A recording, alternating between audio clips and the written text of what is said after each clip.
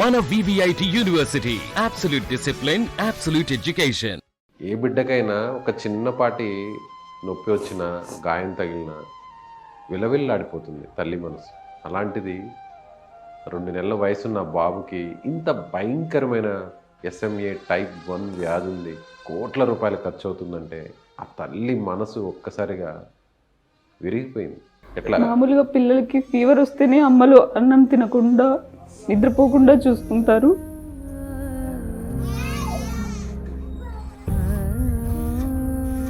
And దానికి treatment cost కూడా 17 crores అంటున్నారు. 17 కోట్లు ఎలా సాధ్యం? అసలు ఆ మాట విన్నాక, డాక్టర్లు చెప్పాక ఇది మన వల్ల అవుతుందా?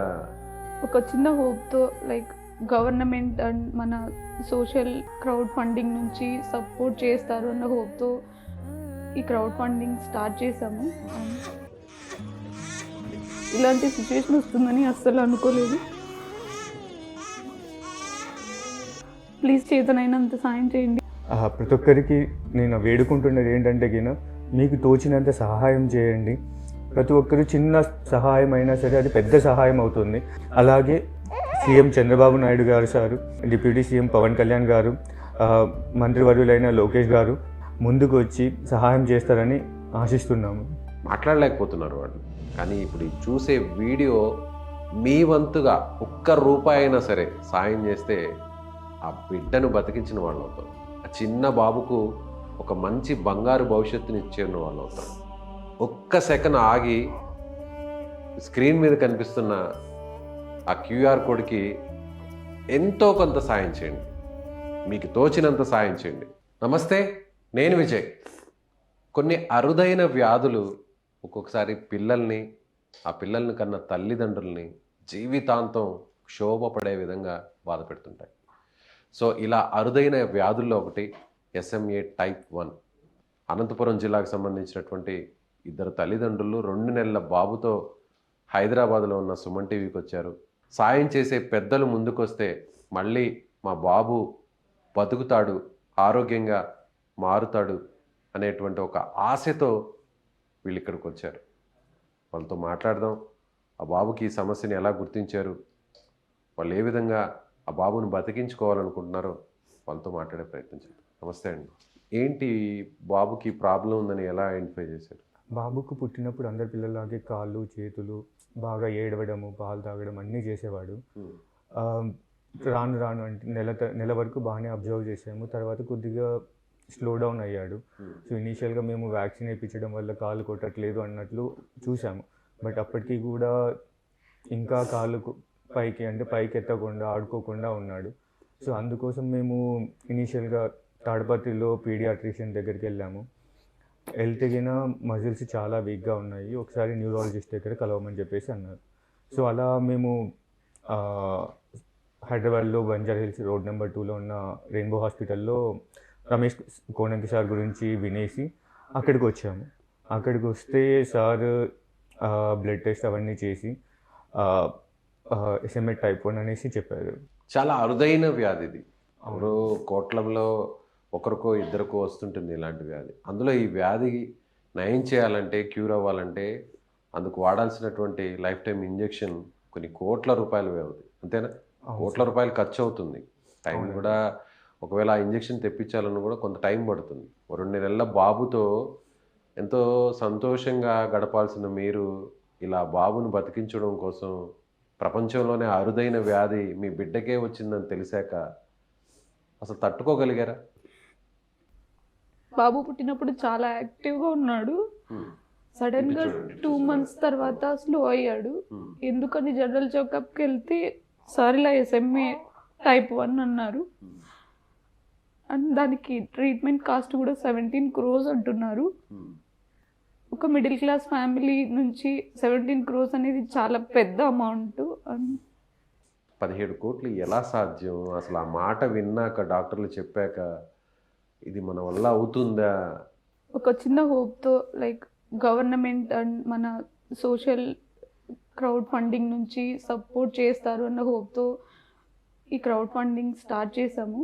అండ్ గవర్నమెంట్ నుంచి కూడా ఖచ్చితంగా సహాయం కావాలని కోరుకుంటున్నాం సార్. ఎందుకంటే ఇది పిల్లల ఫ్యూచర్కి రిలేటెడ్ థింగ్.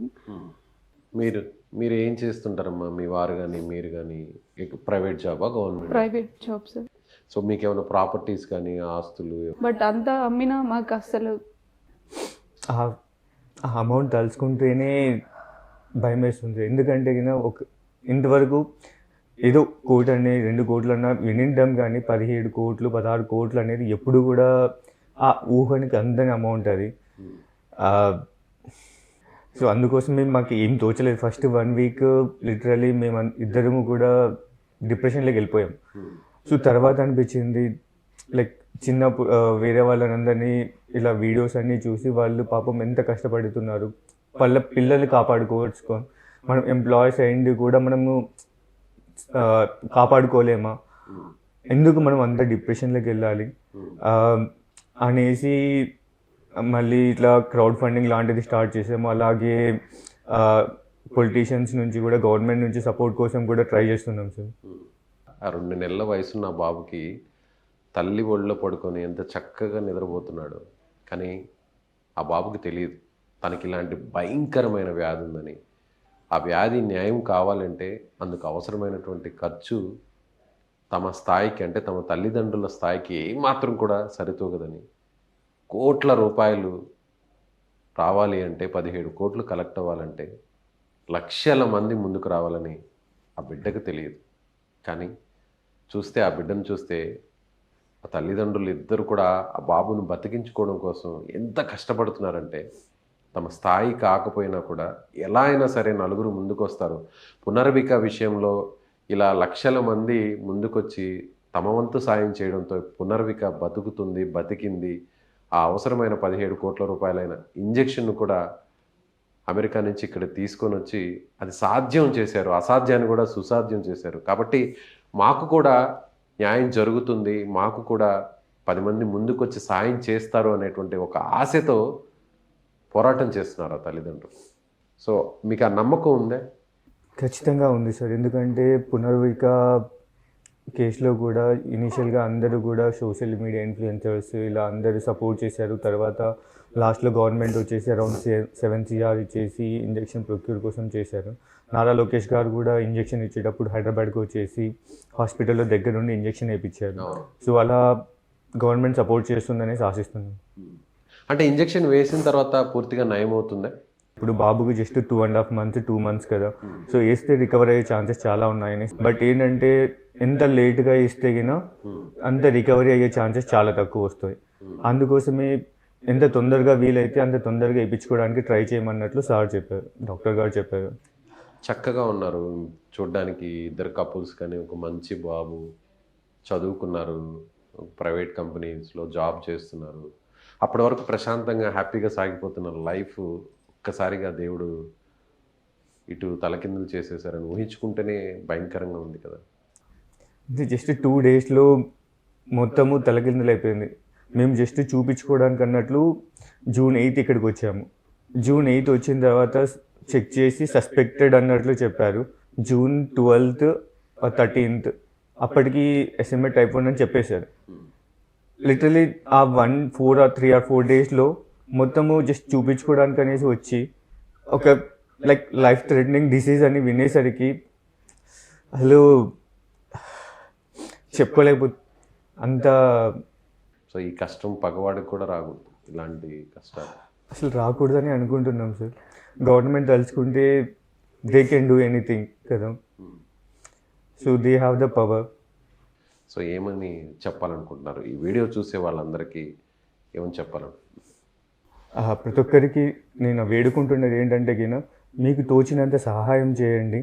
ప్రతి ఒక్కరు చిన్న సహాయం అయినా సరే అది పెద్ద సహాయం అవుతుంది.